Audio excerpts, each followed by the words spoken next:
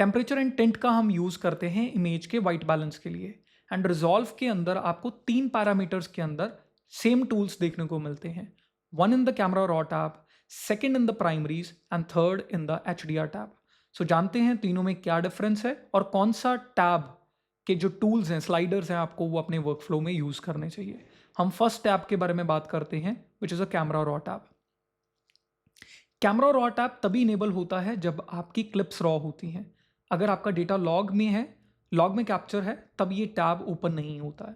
मेरी टाइमलाइन की जो फर्स्ट एंड सेकंड क्लिप है, that is a red raw, so ये टैब जो है एक्टिव है।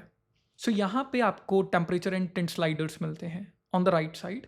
If I change my colour temperature to 4800 Kelvin, I get same result जो ऑन सेट सिनेमेटोग्राफर जब कैप्चरिंग स्टेज में टेम्परेचर एंड टिंट को change कर रहे थे इन द कैमरा, वही सिमिलर रिजल्ट मुझे यहां पे अचीव हो रहा है through the camera raw tab.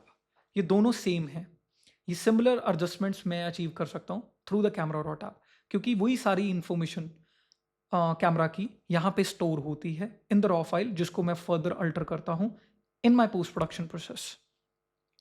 But यहाँ पे लिमिटेशन है, अगर आपकी क्लिप्स लॉग हैं तो ये टैब एक्टिव नहीं होता है। That is the first down side of this tab.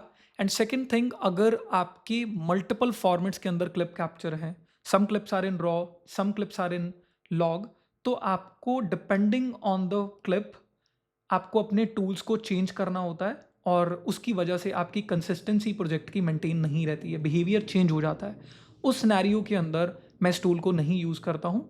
अगर ओवरऑल प्रोजेक्ट मेरा रॉ में कैप्चर है, then I can use that tool, otherwise मैं इस टूल को यूज़ नहीं करता हूँ। एंड हम जंप करते हैं नेक्स्ट एग्जाम्पल के ऊपर, नेक्स्ट स्लाइडर के ऊपर, which is in the primary tab.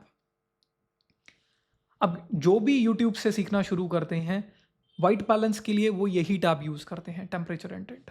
But मैं आपको क्लियर कर देता हूँ कि इसके पीछे कोई भी बैक एंड नहीं है, इसके पीछे कोई एग्जैक्ट कलर साइंस नहीं है। If you take the temperature wheel to right, they warm the image. If go to left, they cool up the image. It's based on the relationship of red to green to blue. But यहाँ पे कोई भी colored science involve नहीं है. That's why मैं इस tool को use नहीं करता हूँ in my professional practice. जो HDR टैब है, ये newer टैब है, and इसमें आपको photometric result मिलते हैं, और इसकी backbone जो है वो काफ़ी strong है comparison to the primary temperature and tint. And ये आपको similar रिजल्ट देता है जो कैमरा रॉ टैब आपको एडजस्टमेंट करने में देता है। But if I move my temperature to the left, मैं इसको फुल स्ट्रेंथ पे लेफ्ट की तरफ मूव कर देता हूं। जब मैं बॉटम फ्लोर टच कर जाऊंगा, समटाइम्स ये टूल हमें जो एडजस्टमेंट करनी होती है वो स्ट्रॉन्ग करनी होती है, बट यहाँ पे अगर मैं इसको फुल स्ट्रेंथ पे भी इस टूल को एडजस्ट कर लेता हूँ, तो समटाइम्स मुझे उतने स्ट्रॉन्गर रिजल्ट नहीं मिलते जितने बाकी के टूल्स के साथ मैं अचीव कर सकता हूँ। तो जहाँ पे आपको स्लाइडली नॉर्मली चेंज करने हैं, उस सिचुएशन में ये टूल परफेक्ट है। बट अगर आप चाहते हो बहुत हैवी चेंजेस करना, बहुत हाईली स्ट्रेंथ पे चेंजेस करना, देन ये टूल उसके लिए कंपैटिबल नहीं है। एंड इसी के कारण हम डिफरेंट टेक्निक्स का यूज़ करके ओवरऑल इमेज के बैलेंस को चेंज करते हैं। Then I can go to the third clip, and मैं यहाँ पे आपको डेमो देता हूँ जो मैं टेक्निक यूज़ करता हूँ इन माई प्रोफेशनल प्रैक्टिस। जिस नोड के अंदर हम बैलेंस को चेंज करने वाले हैं, उस नोड के ऊपर हम राइट क्लिक करेंगे and then set my gamma to linear. जैसे आपने गामा को लीनियर पे शिफ्ट किया, आप गेन ट्रैक बॉल का यूज़ करके ओवरऑल इमेज के बैलेंस को चेंज कर सकते हो। ये सुपर क्लीन है, सुपर इजी टूल है, और बहुत अच्छे रिजल्ट्स आपको देता है comparison to any other tool.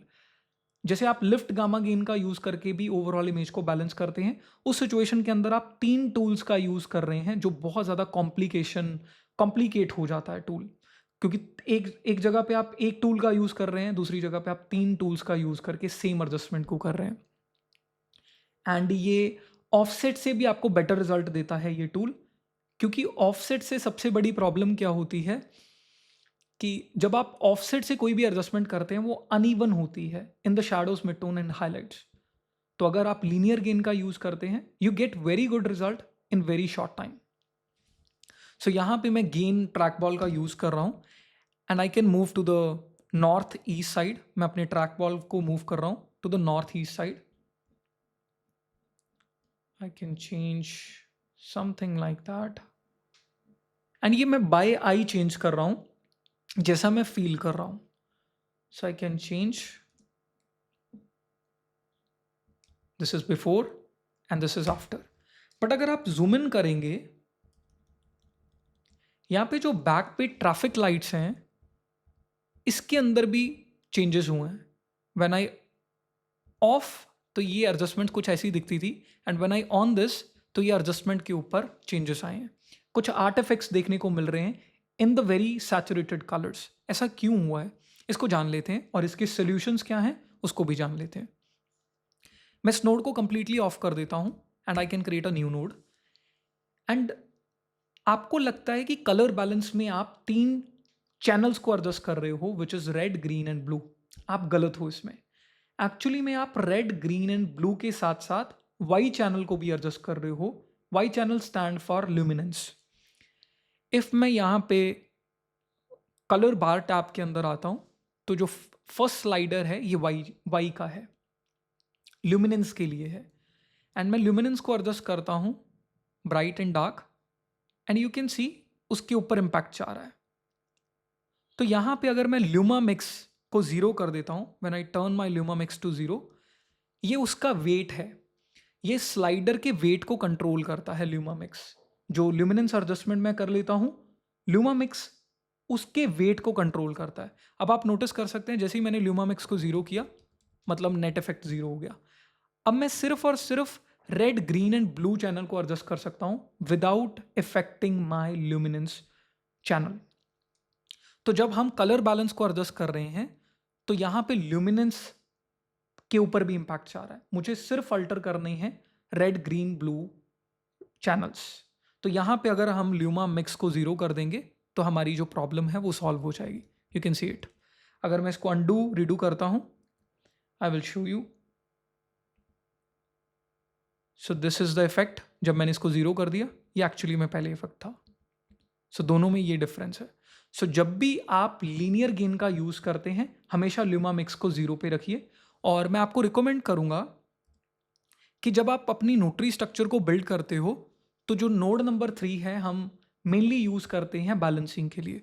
तो आप राइट क्लिक करके उसके गामा को शिफ्ट कर दो टू द लीनियर, एंड उसमें एक प्रॉपर्टी जो है ल्यूमा मिक्स उसको 0 करके आप इस नोटरी स्ट्रक्चर को अपने पावर ग्रिड में सेव करके रख सकते हो. और जब भी आप किसी भी प्रोजेक्ट को शुरू करते हो, then you can apply the node tree structure. आपको ये दोनों एडजस्टमेंट बार बार करने की जरूरत नहीं होगी, क्योंकि ये दोनों एडजस्टमेंट्स आपने सेव करके अपने पावर ग्रिड में रखी हुई हैं.